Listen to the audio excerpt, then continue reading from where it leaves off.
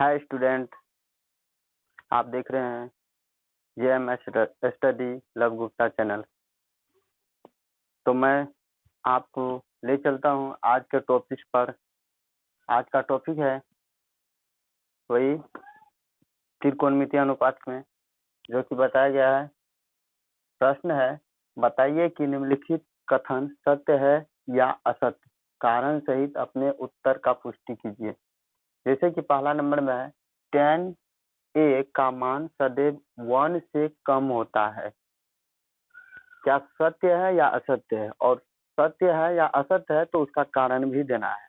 और दूसरा है 2 नंबर में, कोण a के किसी भी मान के लिए sec a बराबर 12/5 है। और 3 नंबर में है, कोण a कोण a के कोसेकेंट के लिए प्रयुक्त एक संक्षिप्त रूप है। और चौथा है, कोट और ए का गुणनफल होता है। और पांचवा है, किसी भी कोण थीटा के लिए sin थीटा = 4/3 है। तो मैं इसके बारे में बताना चाह रहा हूँ। मैं प्रोसेसिंग में चलता हूँ और 1 नंबर में क्या होगा, सत्य होगा या असत्य होगा, मैं आपको समझा रहा हूँ। जैसे कि इसमें बता रहा है, tan a का मान सदैव 1 से कम होगा। जैसे कि आप लोगों को पता होगा, tan a लिखा रहे या थीटा लिखा रहे, छोड़ो, तो tan a मतलब कोई भी कोण आ जाए तो tan a के लिए क्या लिखते हैं, P/B होता है। तो P का मान या B का मान, P का मान और B का मान अगर सेम दिया जाए तो क्या हो जाता है, दोनों का मान 1 हो जाएगा। यानी यहाँ पर कह रहा है tan a का लिए सदैव 1 से कम होता है, यानी 1 से कम होता है, कभी नहीं।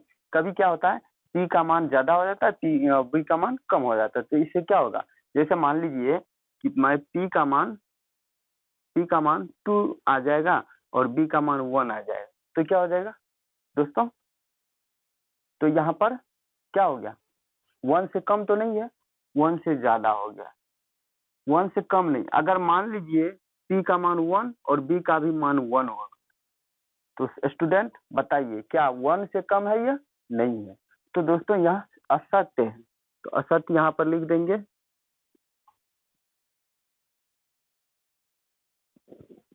और कारण बताना है, क्योंकि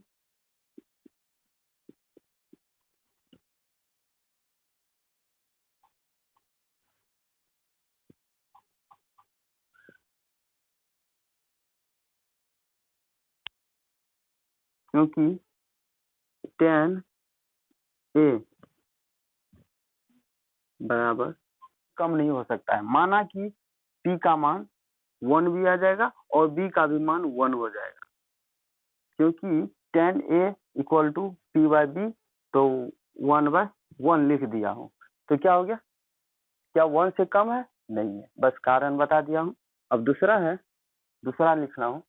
दूसरा नंबर में है, कोण A के लिए कोण A के किसी मान, यानी कोण A का कोई भी मान अगर आए तो उसके लिए sec A का मान 12/5 आ जाएगा।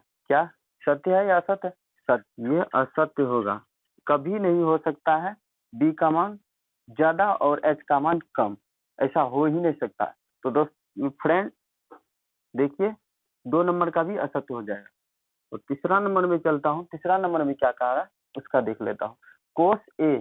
कोण A के कोसेकेंट के लिए प्रयुक्त एक संक्षिप्त रूप है। कोसेकेंट के लिए कोण A के कोसेकेंट के लिए प्रयुक्त एक संक्षिप्त रूप है। यह सही है, कोसेकेंट का ही यह कोस रूप है, यह सत्य है,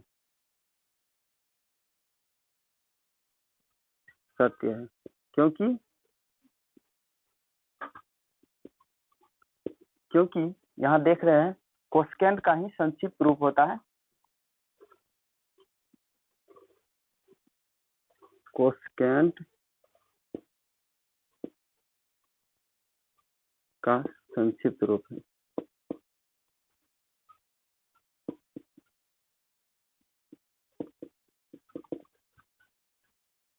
कोसेकेंट का संक्षिप्त रूप है।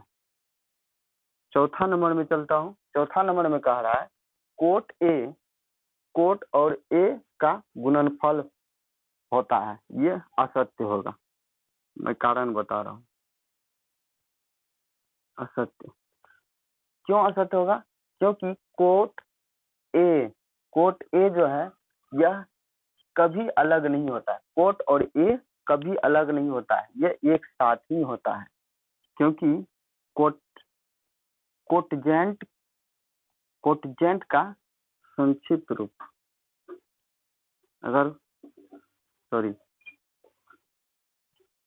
कोण ए का कोटजेंट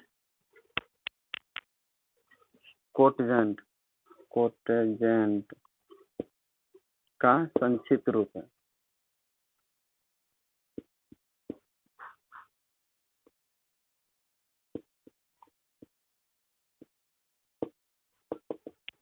इसीलिए यह ए उसमें लगा हुआ रहेगा, यानी कोटेंजेंट के संक्षिप्त रूप के कारण उसमें ए लगा हुआ रहेगा। यह असत्य है यहाँ पर, क्योंकि यहाँ पर गुना नहीं है, बल्कि गुना नहीं है, यह कोटेंजेंट का संक्षिप्त रूप के कारण ये ए लगाया गया है। समझ गए गाइज? 5वां नंबर में चलता हूँ। किसी भी कोण थीटा के लिए साइन थीटा इक्वल 4/3 होता है। तो चलता हूँ, इसका हो जाएगा असत्य। क्यों होगा? कोई भी थीटा के लिए, कोई भी थीटा यानी कोई भी कोण आ जाए साइन के लिए, क्योंकि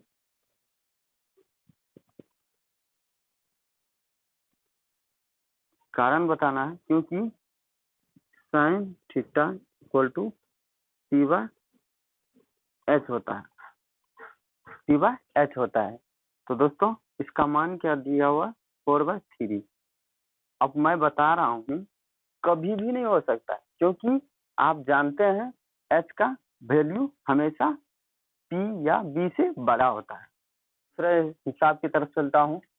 दूसरे हिसाब में कहा जा रहा है यदि कोण A और कोण B न्यून कोण हो, तो जहां cos A equal to cos B, तो दिखाइए कि कोण A इक्वल टू कोण B, यानी दोनों कोण बराबर, ऐसा दिखाने के लिए कह रहा है।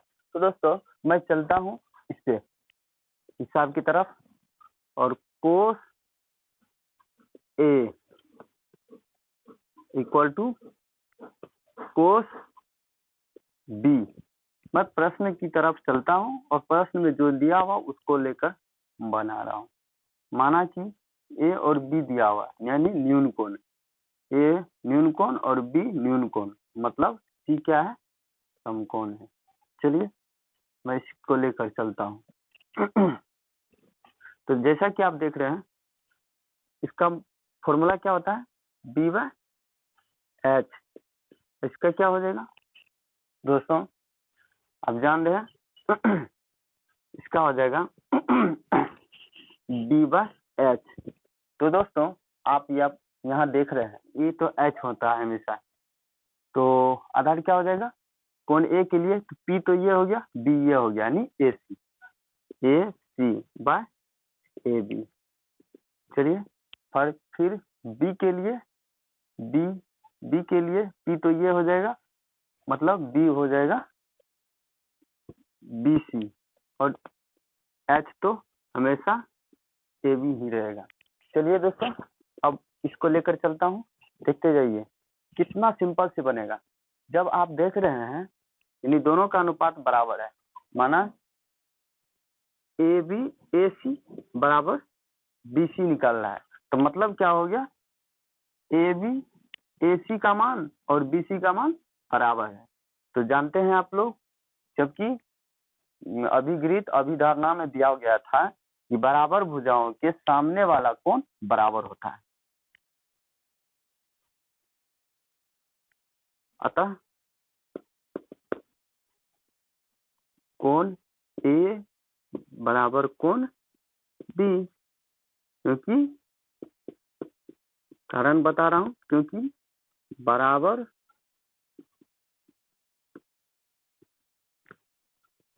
भुजा के सामने के कोण बराबर भुजाओं के सामने के कोण बराबर होते हैं।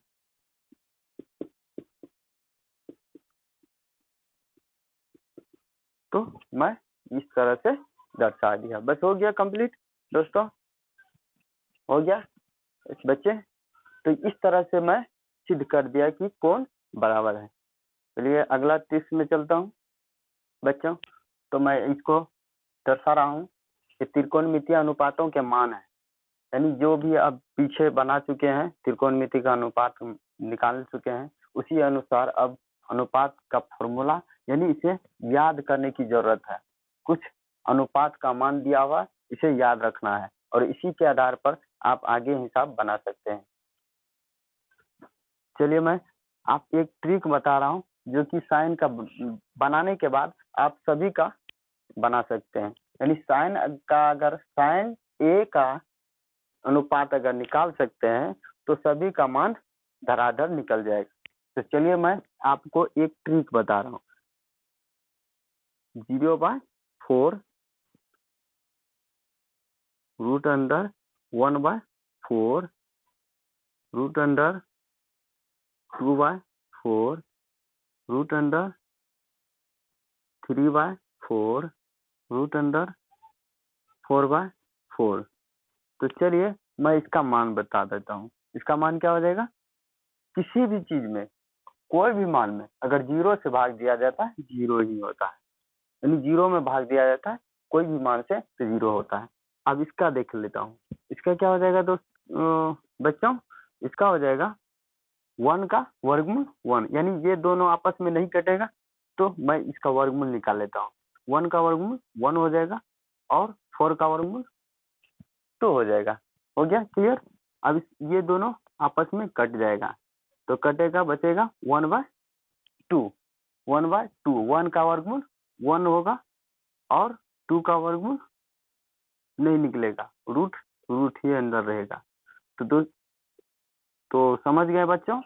ये रहा आपका मान। इसे काटेंगे, 4 को भी काटेंगे तो 1/2 निकलेगा, रूट अंदर 1/2 निकलेगा। तो 1 का वर्गमूल 1 हो जाएगा और 2 का वर्गमूल 2, रूट 2 का रूट 2 ही हो जाएगा, उसका वर्गमूल नहीं निकलता है। तो चलिए इसका मैं बता रहा हूँ। ये आपस में नहीं कटेगा, क्रॉस नहीं होगा, तो इसे भी वैसे का यूं लिख देता हूँ। रूट 3 का रूट 3 हो जाएगा और 4 का वर्गमूल 2 हो जाता है। चलिए इसका मैं बता रहा हूँ। ये दोनों आपस में कट जाएगा, 1 निकलेगा, रूट अंदर 1, तो 1 का वर्गमूल 1 हो जाता है।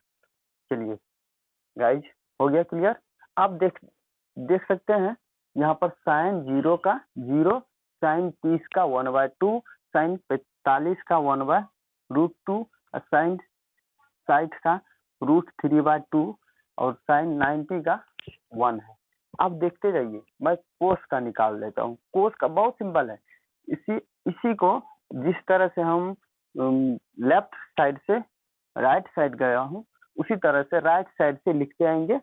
यहाँ पर राइट साइड से उठा कर लेफ्ट साइड से लिखते जाएंगे। तो राइट साइड से उठाऊंगा, 1 दिया और फिर √3/2 दिया, और 1/√2 दिया, 1/2 दिया, 0 दिया। हो गया बच्चे? अब देखिए 10 का निकालना है, बस इन्हीं दोनों से कंप्रोमाइज करके निकालना होगा। चलिए मैं इसके नीचे कुछ नहीं, तो एक है, यानी ये समझिए ऊपर वाला से ऊपर वाला में भाग दिया जाता है। चलिए मैं इससे 1 से 0 में भाग देता हूँ। 1 से 0 में भाग देंगे, 0 निकलेगा। मैं √3 से 1 में भाग देंगे, 1/√3।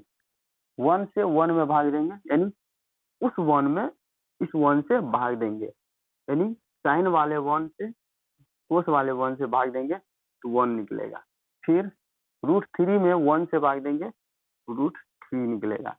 अब 0 से 1 में भाग देंगे,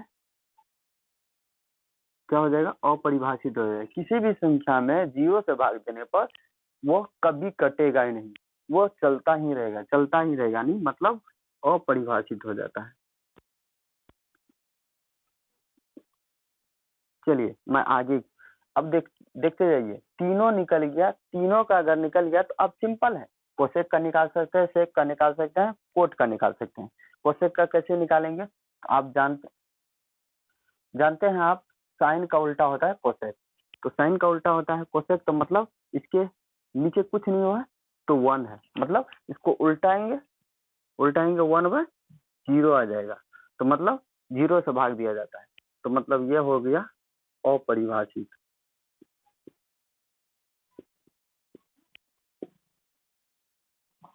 हो गया गाइज।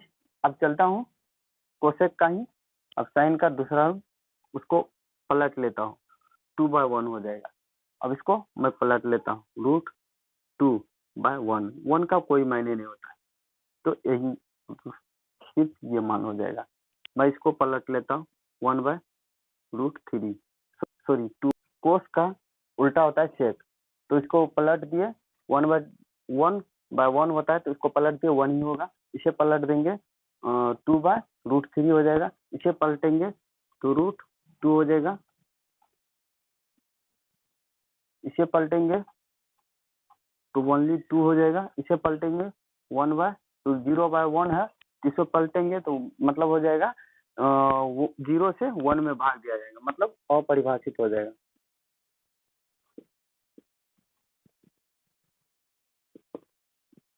चलिए मैं कोट का बता देता हूँ। कोट का हो जाएगा, इसे पलटेंगे, मतलब 0 ऊपर है 1 नीचे है, इसे पलटेंगे तो 1 ऊपर जाएगा 0 नीचे आएगा, मतलब अपरिभाषित हो जाएगा।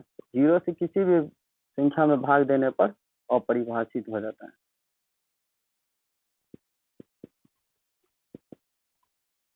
अपरिभाषित हुआ।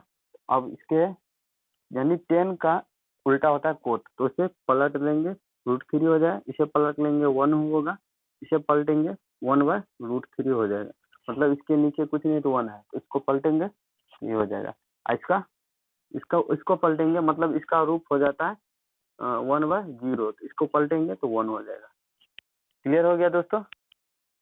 चलिए मैं इतना ही, और आप इससे जरूर से जरूर पूरी तरह से याद कर लेंगे, और अगर याद कर लेंगे तो आगे का जितना भी हिसाब है वो चुटकियों में बन जाएगा। तो दोस्तों, अगर मेरा वीडियो अच्छा लगा हो तो शेयर और लाइक, शेयर और कमेंट जरूर करेंगे, और दोस्तों के साथ शेयर करें जितना हो सके। वो जो स्टूडेंट 10th क्लास का तैयारी करने से वंचित है, उसे भी यह पूरा हो जाएगा, उसे भी कंप्लीट हो जाएगा। उसे टेंशन नहीं रहेगा कि कहाँ से तैयारी करूं। तो आप इस ट्रिक्स को भेजिए अपने फ्रेंड के पास और तैयारी करेगा। तो इतना ही, आप मुझे इजाजत दीजिए जाने की। नमस्कार।